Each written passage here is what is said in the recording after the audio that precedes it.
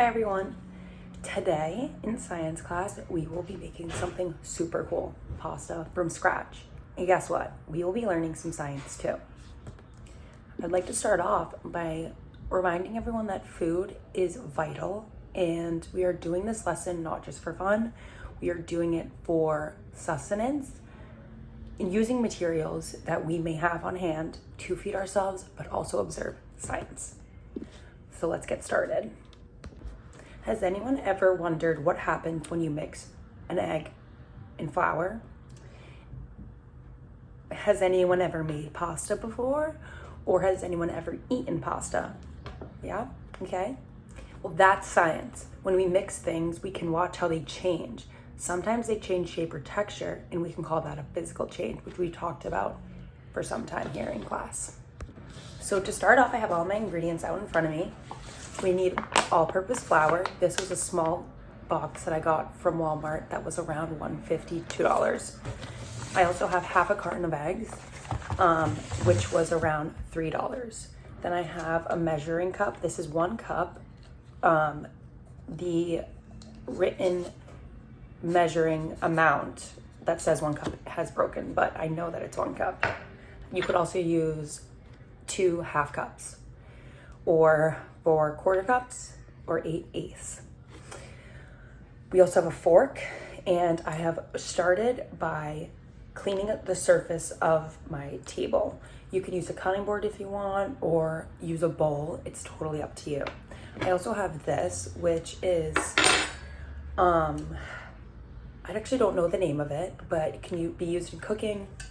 It can also be seen used in construction or more painting and repairing homes. As we get ready to make our pasta, we need to make sure we're measuring our ingredients carefully. I'm using 1 cup of flour and 1 egg. If I use too much flour, the dough will be dry and hard to work with. And if I use too many eggs, the dough might get too sticky and soft. Measuring ingredients is really important in cooking, and it's a lot like doing science in class. In science, we measure things so our experiments are accurate and repeatable, which means we can do them more than once and observe how things have changed or stayed the same.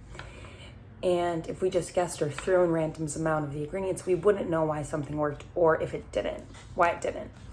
And cooking can also help us practice math in real life. We use fractions like 1/4 cup or 1 cup, or half a cup like I've stated before, and that may change the outcome as well. That's why being precise, using the exact right amounts, helps us understand how ingredients work together.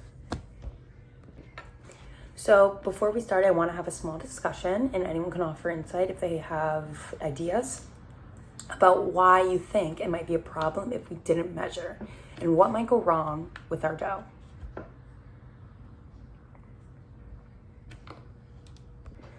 With your own measuring cups, I want you guys to estimate what a cup may look like. Without using a measuring cup, I want you to estimate what a cup may look like. Then compare it to an actual cup with your measuring cup and see how far off or close you are. Okay, now we can begin. I have my cup of flour, which I'm gonna put directly on the surface. Making pasta is also really fun because it means that you have a reason to get messy and work with your hands. So with this, I'm going to set that aside and use my egg to make a well in the middle of the flour. And a well just means that it's a divot in some sort of surface. Now I'm gonna take my egg, crack it softly, and pour it right into the well. It's okay if it goes over the sides of the well that you've made, because it's all going to be mixed together anyways. I also made sure to keep a rag on hand. If my hands get messy, I can wipe them off. Now I'm gonna take my fork and beat the egg inside of the well. As we continue to mix and you think that your dough is too dry, your egg might not have been large enough to create a physical change that would result in dough. So ask your adult or your parent, whoever you're working with, if they think that you should add another egg.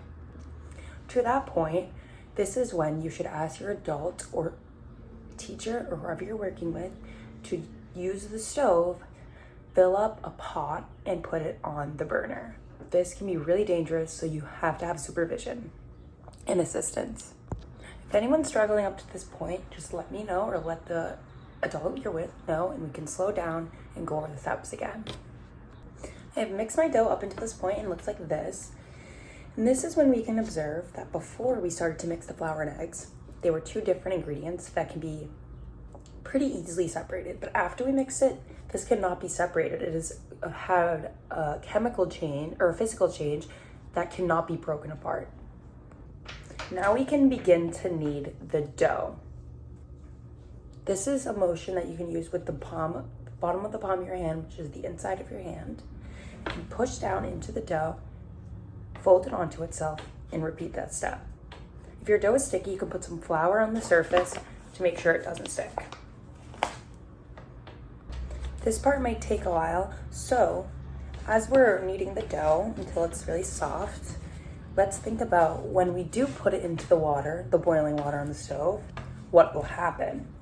When we cook pasta, it changes, the heat changes it, and the dough becomes really soft and yummy, and that's what we eat. And this is called a chemical change. We can't turn it back into flour and egg, and we can't turn it back into this dough. Now that we have our dough ball, we are going to flour our surface again and get an object that is like a cylinder and has round edges. Or you can use a rolling pin, and we're gonna roll out the dough really, really thin so we can cook it. This might take a while, so you can ask an adult if you need help. This is as thin as I'm gonna have my dough, and now we can begin cutting. You can cut it in any shape you want. You could do a circle, or you can do a long strip like spaghetti, anything you like. Now that we have all of our pasta dough cut out, we are going to move over to the stove with adult supervision. So since an adult already started boiling our water, it's very, very hot. We're going to take our pasta and put it in the hot water. And we're going to move it around and boil it for about 5 minutes. Now that our pasta is all boiled and cooked through, we're going to turn off the burner and ask an adult to drain your pasta. Now you can add any sauce you like to your pasta and enjoy it with your family or friends. So to recap, today we learned how cooking is science. We use measuring like real scientists, saw a physical change when we made the dough and a chemical change when we cooked it. And now we get to eat our science experiment. So you can try it at home again and show any of your family or friends that you want, and now you'll always know how to cook pasta with 2 ingredients.